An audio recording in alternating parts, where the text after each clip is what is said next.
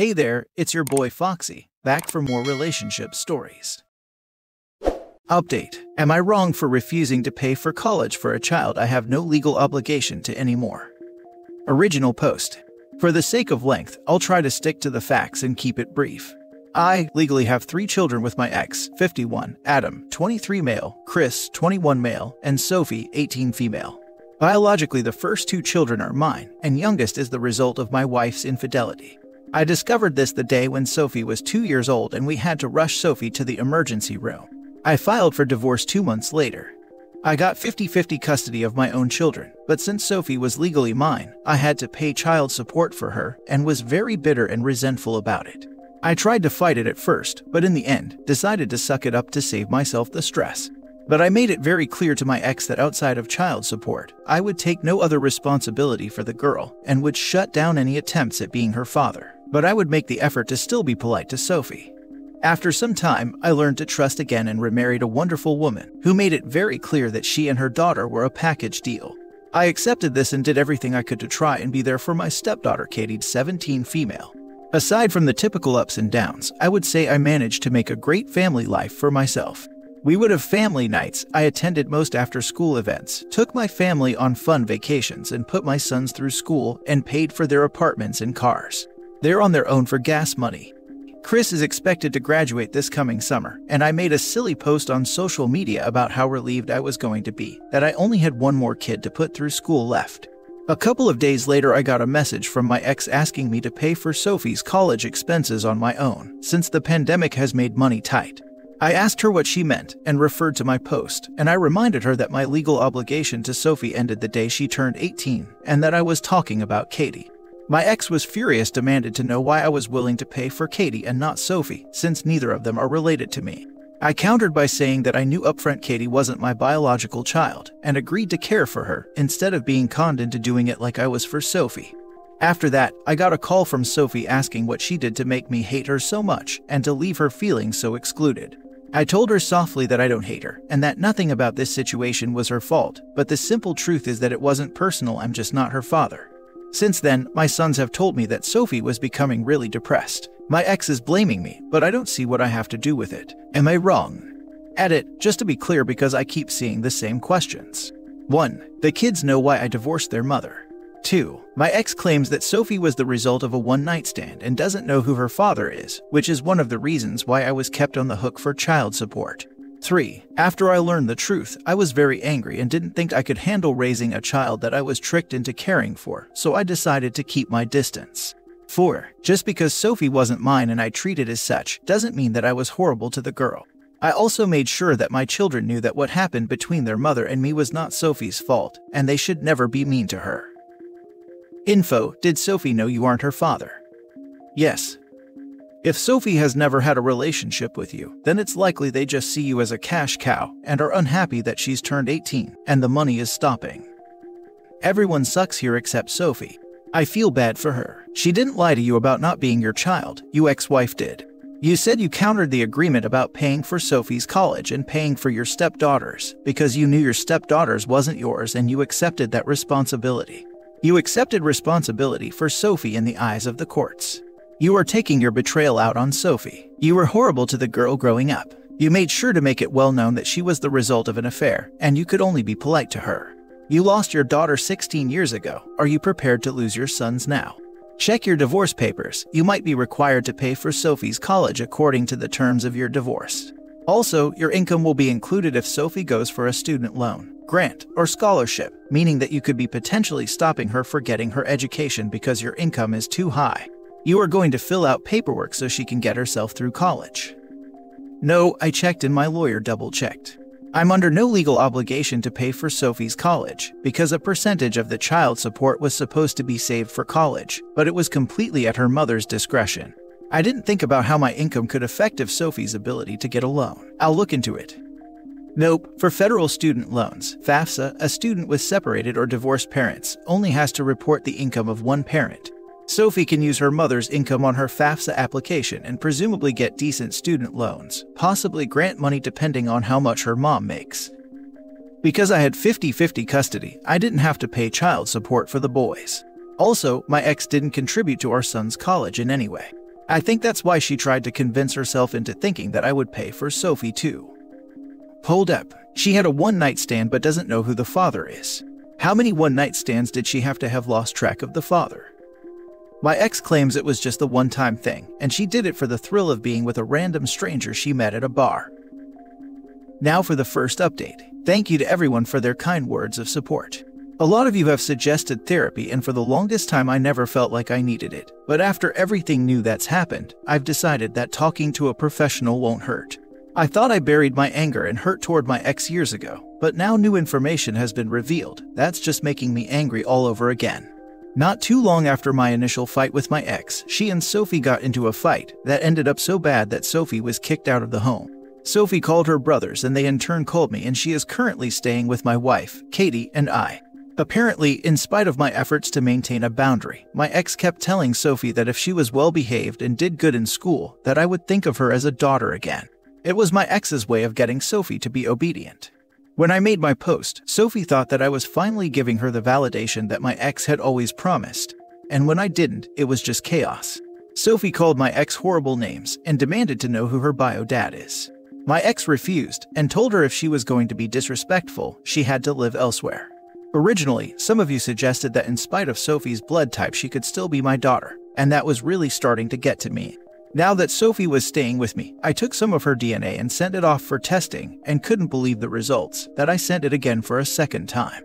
To my shock, Sophie and I are indeed related. She's just not my daughter. Like I said, the bad feelings are all starting to come back to me again, but this new information is just putting me in a bad place again. I don't even know how or when to break the news to Sophie or how to even confront my ex about any of this. I feel like such a fool. I'm not saying that this is a good idea, a moral idea, or an ethical idea, but I wonder. If it came out that the wife was having an affair with a relative of OP, and that the relative had reason to know that they were the father, but kept quiet, could OP theoretically sue the bio father to be reimbursed for child support, civilly, not in criminal court? Like, if it was a stranger, there would be no expectation that the bio dad would know that they were the father, but if it's someone close to OP, or it's a deadbeat relative of his without money, I would have checked into reimbursement and give the money to Sophie for college. I don't think I've ever wanted an update so badly before. I think she's his niece and the wife cheated on him with his brother. That's what it sounds like. Brother or cousin, or worse, dad. To my shock, Sophie and I are indeed related. She's just not my daughter. So it wasn't a one-night stand, just someone in OP's family. WTF. So, is he an uncle, sibling, cousin? This makes the mother even worse. She kicked her out of her house, and she knew who the real father was all along, not letting the kid have a father. I'm glad OP divorced and did not stay. That woman is horrible. Last update.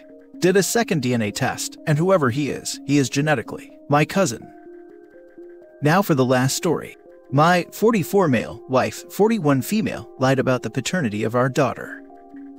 Just a roller coaster of emotions right now, and I do not know where to start. For the past 8 years, I had believed my 8-year-old daughter was mine biologically. Now my entire world is crashing down because 2 tests confirm that she is not mine. My wife and I have been married for 7 years, and she got pregnant when we were engaged. I was so madly in love with her, and when she told me she was pregnant, I never in a million years would have thought to question the paternity of the child. Of course it was mine, and I was going to marry this woman and raise however many kids we had together, in the sort of happy family that neither my wife nor I had growing up. However, after our daughter was born, it seemed like nothing about our lives were ever good enough. She quit her job in public relations without telling me, bounced around between various part-time roles, most of which she ended up having some sort of drama in, and stormed out of. Now she is running a business where she buys discount stuff and attempts to sell them for a higher price online, which brings in at most a few hundred each month. Around year 5 of our marriage, she went from never wanting intimacy to needling me about the possibility of an open marriage. I really felt uncomfortable with how she didn't seem to care about any ground rules and said I could sleep with whoever I wanted as long as I never brought them to our house and never spent any money on them beyond paying for dinner. She later backtracked and said that it was just her late 30s, early 40s hormones making her go crazy.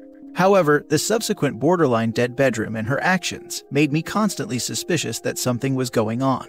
In these past few months, things got really bad really quickly. I came home one day to find her in our bed crying. She said that she was just very emotional. Thus began a 2-month period where I took on all the childcare so that my wife could go see a therapist and just be by herself as she requested. Her therapist put her on antidepressants, but she ended up self-medicating with alcohol, and we had fights because I hated smoking and she picked up her old smoking habit from her 20s. Then one night I seemed to trigger a massive avalanche of rage from her when I asked her if she could please engage more with our daughter when she was talking about her day. She flipped out and started screaming about how much she regrets this life and regrets marrying me, that I annoy her more than she can put into words. She then said, "There is someone else. I know you already suspected, so good job." I felt like the wind was being knocked out of me. She then burst into tears and said she was dying from a broken heart and all doctors will do is put her on antidepressants. That the world never gives her solutions, allows her an ending of her choosing in this life. She then says to me that my daughter isn't mine. She is her ex's, and that she has the paternity test to prove it. I knew immediately which ex she was talking about. It was her ex-42 male from 13 years ago, who was in an on-again off-again relationship with somebody. He kept dumping her when he and his girlfriend became on again. He has now been married for 2 years to a 26-year-old, but obviously his ways of never being able to decide between women has never stopped. I am obviously having my world crumble before my eyes, so we start the worst argument of our marriage. I for several minutes forgot that our daughter could easily walk in on the both of us, even though she was thankfully outside and occupied at the time. My wife at this point is already pretty drunk and angrily finishes up the rest of her bottle. She says that she loves him, but she is lower than trash to him. She showed me the paternity test results on her phone that she and him both saw, and afterwards he said she's been playing him the whole time and ghosted her. She says she hates him for being such a cruel human and that she just wanted to curl up and disappear, but she cannot stand me either. Not only was she cheating on me with him while we were dating, but after he started making business trips back to the area 2 years ago, they reconnected, and that was the reason she asked for an open marriage. I told her that I put up with all her problems. I told myself that she was just trying to get over the trauma from a tough childhood, or that it was her professional struggles giving her depression, but she has been spitefully betraying me. I told her that I was done. I ended up leaving the house and going to a motel and just staring at the ceiling for like an entire day. I even forgot to call in sick for work, and that never happens, and a friend at work called to check on me. After I told him what happened, he told me I needed to clear my head enough to get ahead of this situation and all the drama ahead. I ended up going to see a lawyer. It was then my wife started bombarding my messages with texts, saying she is sorry, that she is selfish, but she couldn't help who she fell in love with. She asked me to come home and to still love our daughter. I replied, I did love our daughter and can wake up every morning and call her my daughter, but that I could no longer call her my wife. She told me that she was going to check herself into a psych hospital if I filed for divorce right now and asked for one last chance. I told her that if she wanted to go to a hospital because she was feeling so many emotions, I support her, but she cannot emotionally blackmail me with this. She then tells me she dropped our daughter off with her sister, and I immediately feel guilty about leaving our daughter like this. I end up heading to our house and find out she is gone. I go to pick up my daughter from her aunt's house to bring her back home, while people try to locate my wife. Hours go by where there is no answer from her, and she seems to have turned her phone off. I cannot help it. I worry, and a part of me that cares for her started giving the rest of me so much agony. Finally, I find out bystanders witnessed her drinking and acting erratically in public. Police were called and she started saying that I was going to divorce her and her family was gone now. She told police she was on antidepressants and suffered from anxiety. The police decide to take her to the hospital and she is now in the psych ward. Hearing her voice on the phone there that she called me with made my heart break.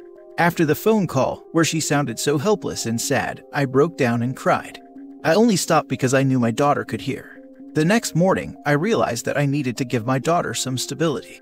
However, I also knew I had to do this, and I ended up collecting the materials I needed for another DNA test, because I needed to know for sure that she was biologically not mine. I simply didn't trust anything that came from my wife, and kept thinking she had another motive or something for saying my daughter wasn't mine. Today I got the results of the test, and my daughter indeed isn't mine. I can no longer cling on to that remaining shred of denial, and now I'm at a loss. The place my wife is in allows 2-hour visits, and I went to see her. She looked again so helpless and lost. Part of her treatment is to make amends, and I can't help but be afraid of her reaction if I really go through with filing for divorce. I know that she will be released, and probably sooner than later, and her demons will still be there. What do? I had a plan carved out, but that was done during the anger phase of me finding out. I combed through her electronic records and found out the contact information for her affair partner. I feel that I need to have a conversation with him since paternity is a legal matter. I also do not know how much I should tell my daughter about this whole thing. I've only told her that her mom is sick and is getting better with help. Now for the top advice. Tell her your marriage is over. She has support where she is. They will make sure she is okay. As far as your daughter goes, you should discuss that with an attorney because legally you are the dad. Good luck to all three of you. He is not only legally her dad, he is her dad in every way that counts. Daddying is made up of changing diapers, getting up for night feedings, playing and bonding with your child, and raising them, not busting a nut and supplying a sperm. OP, your marriage is over. Your soon-to-be ex has made your life hell for years now and just used you for stability because the other guy rejects her. Don't allow this to continue. Talk to your lawyer if there is any way to get full custody of your daughter, since the mother is completely unstable and doesn't even have a job or a home, and if there is a way you can make the sperm donor pay child support. The dad is a human too. His emotions and feelings are valid. He's allowed to be conflicted or not be a dad anymore. One of my coworkers was a dad to a child which wasn't his. He paid for the child because legally he had to. But his own mental health was worth more to him than raising the child, and he decided for his own mental health that he would not raise the child anymore but support it, because seeing her would remind him of the wife's affair every time.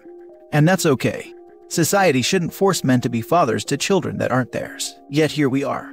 Financially, guys are responsible for children that aren't theirs in many cases.